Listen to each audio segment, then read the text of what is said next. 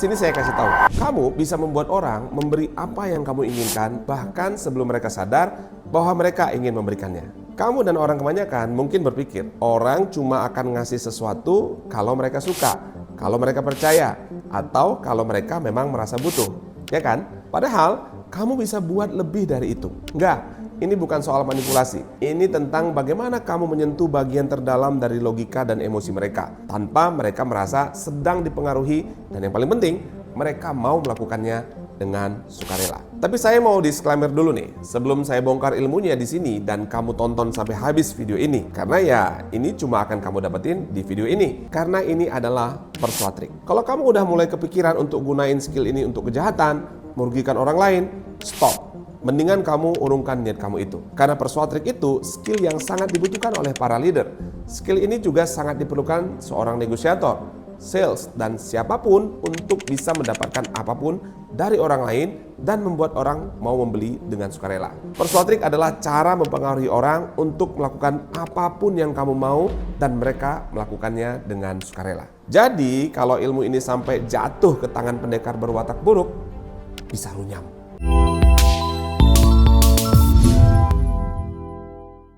Pernah nggak sih kamu ngerasa kamu udah ngomong, udah nyampaikan maksud dengan cara yang baik, tapi tetap aja nggak didengar? Coba bayangin ini, kamu lagi meeting mingguan di kantor, slide presentasi udah kamu susun rapi, angka-angka jelas, visualnya cakep, kamu tunjukin ide baru kamu ke tim dan atasan. Sebuah sistem kerja yang bisa hemat waktu dan tenaga, kamu jelaskan dengan semangat, semua orang dengerin.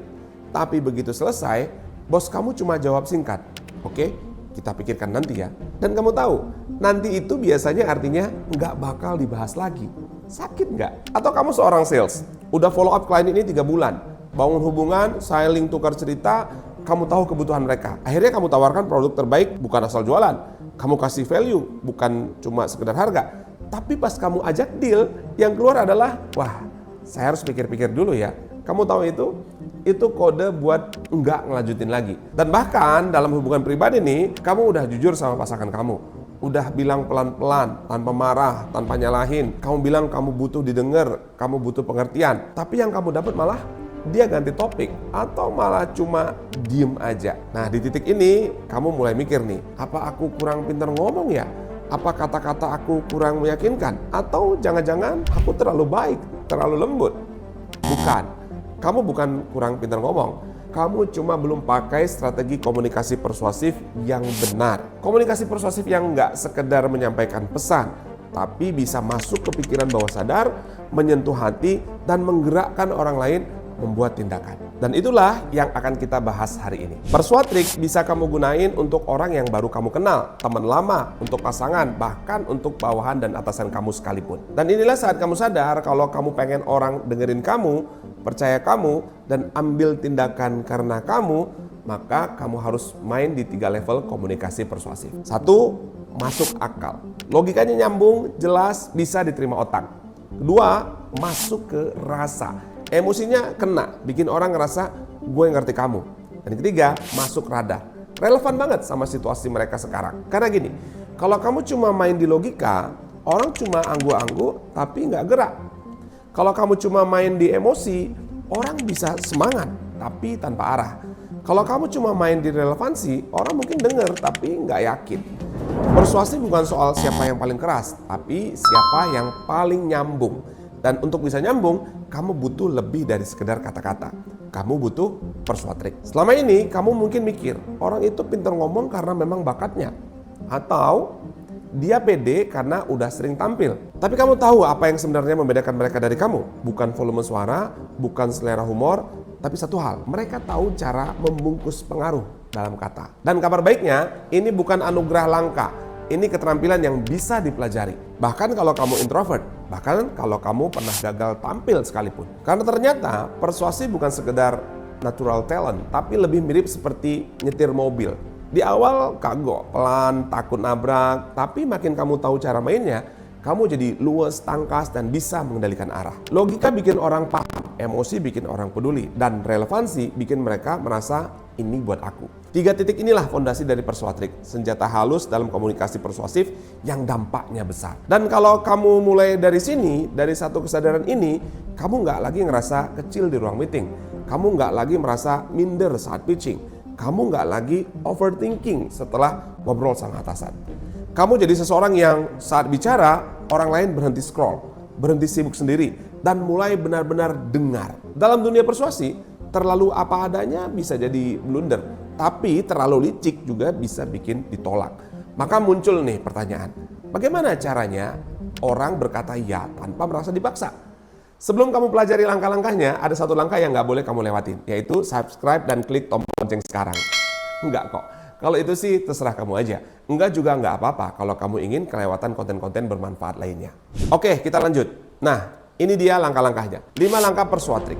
Langkah pertama, mengenali sebelum meminta. Kamu nggak bisa pengaruhin orang kalau kamu bahkan nggak tahu siapa mereka. Persuatrik dimulai dari investigasi kecil-kecilan. Apa yang dia suka, apa yang dia nggak nyaman, bahasa tubuhnya kayak gimana saat dia excited. Ya, contoh, kamu mau negosiasi, cari tahu dulu dia lebih suka data atau cerita, suka dikasih solusi atau dia tipe mikir sendiri. Itu kunci. Kamu bukan sekedar tahu nama atau jabatannya, tapi pola pikirnya. Apa yang bikin dia tertrigger? Apa harapan tersembunyinya?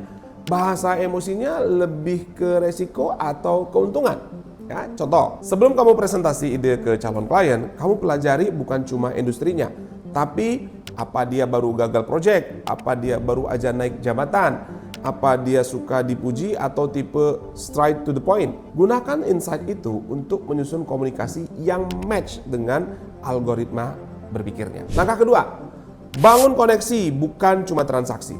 Persuasif bukan soal langsung tembak, tapi tentang nyambung dulu, minta belakangan. Gimana caranya? Tunjukin genuine interest, bukan fake compliment. Karena insting manusia peka banget nih sama basa-basi palsu. Lempar satu pujian kecil tapi tulus. Contohnya, saya sempat nonton presentasi Bapak kemarin. Cara Bapak ngasih analogi itu keren banget. Tujuannya cuma satu, bikin dia ngerasa saya dihargai sebagai manusia, bukan target jualan. Orang percaya pada orang yang mereka suka, dan orang suka sama kamu bukan karena kamu keren, tapi karena kamu membuat mereka merasa keren. Langkah ketiga, tanamkan kredibilitas secara natural. Setelah nyambung, baru tanamkan kredibilitas. Tapi jangan seperti pamer, lakukan dengan gaya storytelling ringan. Nggak usah sombong, tapi jangan terlalu rendah hati juga. Setelah kamu berhasil bikin mereka suka, saatnya tanamkan percaya. Alih-alih bilang, saya pernah closing klien miliaran. Coba kamu katakan, waktu saya bantu satu brand lokal beberapa waktu lalu, ternyata mereka punya tantangan mirip sama kasus ini. Ya, bukan dengan bilang, saya ahli, tapi dengan menyisipkan cerita kecil yang menunjukkan bukti. Contohnya, saya sempat bantu satu tim desain di Singapura, dan waktu itu kami struggle banget nih nyari klien yang bisa appreciate desain dengan baik. Lewat cerita itu, kamu sedang show, don't tell. Tanpa bilang, gue jago nih, kamu justru bakalan ditanya balik, wah emang gimana nih waktu itu? See the difference? Bukan pamer, tapi nunjukin track record secara halus. Langkah keempat, jangan langsung tawarkan, tapi buat frame solusi. Ini teknik menyelipkan niat tanpa terlihat jualan. Sebelum kamu offer, kamu framing dulu. Tujuannya biar obrolan terasa natural dan nggak kayak jebakan. Kamu arahkan topik ke area problem yang bisa kamu bantu selesaikan. Contoh, beberapa waktu ini banyak yang struggle cari desainer yang ngerti produk lokal. Nah, contoh yang lain nih, selama ini saya biasa bantu UKM sampai brand besar dan memang challenging sih, apalagi di market Indonesia. Kalimat ini seperti membuka pintu tapi nggak langsung masuk. Kamu membangun kesadaran dulu, bukan langsung pitching. Langkah kelima, tawarkan dan bikin mereka merasa pintar karena setuju. Sekarang saatnya ajukan, tapi dengan pendekatan win-win. Ini kuncinya. Jangan pernah bilang saya mau ini, gitu. Enggak. Tapi bilang, kalau menurut Bapak model ini kira-kira cocok nggak ya? Kalau saya bantu di bagian ini, kira-kira membantu nggak ya? Ini bukan permintaan, ini jaring persuasi. Orang merasa ikut punya andil dalam keputusan, dan itu powerful banget. Misalnya gini, saya tuh tipikal yang milih project, bukan karena nilainya, tapi karena saya yakin bisa di-deliver. Dan dari ngobrol tadi, saya ngerasa kita punya prinsip kerja yang mirip. Bapak mau saya bantu? Perhatikan pilihan katanya. Milih project itu artinya kamu punya kuasa. Yakin bisa deliver, itu artinya kamu percaya diri. Prinsip yang mirip, kamu menciptakan kedekatan nilai. Ini bukan teknik bohong, tapi menyusun kata agar membangkitkan sense of alignment. Langkah terakhir dari persuasif adalah tawarkan dan berikan apresiasi setelah mereka setuju. Contoh, Saya belajar banyak dari insight Bapak tadi. Terima kasih ya sudah memberikan perspektif yang berbeda. Kenapa ini penting? Karena manusia suka keputusan mereka dihargai. Dan kalau mereka merasa senang telah bilang ya, mereka akan bilang ya lagi dan lagi. Jadi kalau kamu ingin bisa dapat apapun dari siapapun, kamu nggak butuh kekuatan super atau jabatan tinggi. Yang kamu butuh adalah persuade. Ingat langkah-langkahnya. Pertama, mengenali sebelum meminta. Yang kedua, bangun koneksi bukan cuma transaksi. Yang ketiga, tanamkan kredibilitas secara natural. Keempat, jangan langsung tawarkan, tapi buat frame solusi. Dan yang kelima, tawarkan dan bikin mereka merasa pintar karena setuju.